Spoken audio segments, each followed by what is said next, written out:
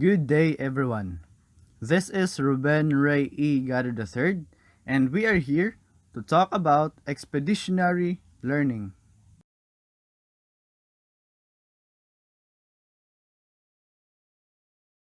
So, what is expeditionary learning? Expeditionary learning, or EL, is an interactive methodology which involve activities that are done inside and outside the school premises in order to establish an immersive, interdisciplinary learning experience that encourages and engages the students to stay active and productive. In EL, or expeditionary learning, it is well known that the students crucially need more than just academic knowledge to become productive and successful members of their community in the future. Therefore, to become productive and successful members, EL goes beyond the traditional status quo of learning wherein the books are primary learning tools used by the students. EL immerses the students to actual experiences in which they will gain a more genuine and more intimate reflection based from those experiences. An example of an expeditionary learning is the Metropolitan Expeditionary Learning School in Queens, New York, wherein their grade 6 students did a study on food and nutrition, and instead of just using books to get the information they needed, still life portraits of food and at an art gallery were introduced unto the students, and they were even taken to study their school cafeteria's operations. They were also allowed to forage onions and wild herbs at a nearby park with a local expert. Students under expeditionary learning are well immersed with actual life situations that provide them genuine information that sometimes cannot be obtained simply by just reading books and watching academic videos. With this, they are then equipped with the knowledge of applying what they have learned in real life. Now that we know what expeditionary learning is, let's not talk about the characteristics of expeditionary learners. So, expeditionary learners or EL learners, they are the students who learn by doing, who participates in hands-on experiences, participates in fieldworks and project expeditions, applies knowledge to the real world rather than the virtual world.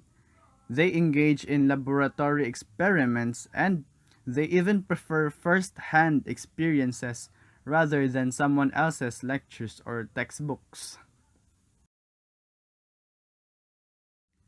In expeditionary learning, it is important for the teacher to implement immersive and interactive activities in order for the students to stay interested while being productive.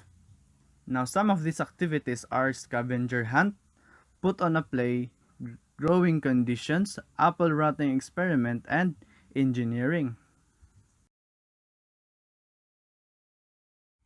Why is expeditionary learning important, especially in this era? Now, students have a widely diverse variety of learning strengths and weaknesses. Thus, there is a great need for flexible strategies to accommodate these students with various strengths and weaknesses. This strategy caters those students who cannot learn efficiently under the traditional approach, where textbooks and videos are the primary tools for learning. EL offers comprehensive measures to immerse the students with real-life scenarios through expeditions in order for them to solve real-life problems with realistic solutions.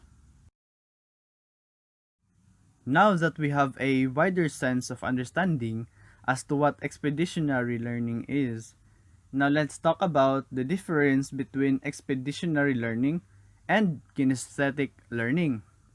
Now, expeditionary learning and kinesthetic learning actually have certain characteristics that are quite similar with each other.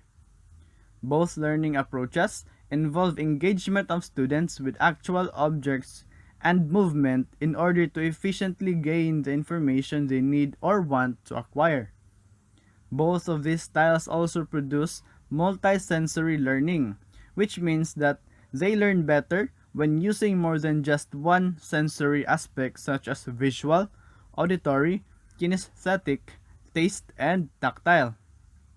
EL and KL may have particular similarities, but what sets them apart is that kinesthetic learning mainly focuses on embedding movement in the instructions provided by the facilitator or the teacher, and the students often engage primarily in interactive activities, whereas the expeditionary learning focuses on the actual expedition or experience of the students through learning by doing.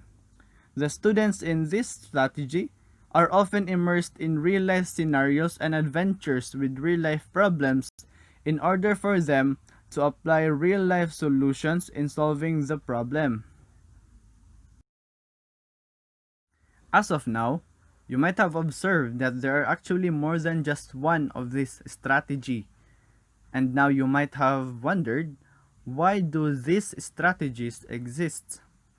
Now, as an educator, it is also essential for us to assess and evaluate the nature and learning strengths of our students because it is by doing so that we can accommodate their needs more effectively and efficiently, especially those who cannot learn properly in the traditional approaches. For the last part of this discussion, let us ask ourselves, when does expeditionary learning become most effective? Now, EL becomes most effective when the teacher observes that his or her students engage better when doing hands-on activities, find it difficult to comprehend lessons just by reading, they like to do experiments for the sake of knowledge, they enjoy tactical activities such as building things, and they see the environment as a major factor in learning, and they prefer first-hand experiences. So those are the things that we need to consider and assess and evaluate in order for us to know when we should use expeditionary learning.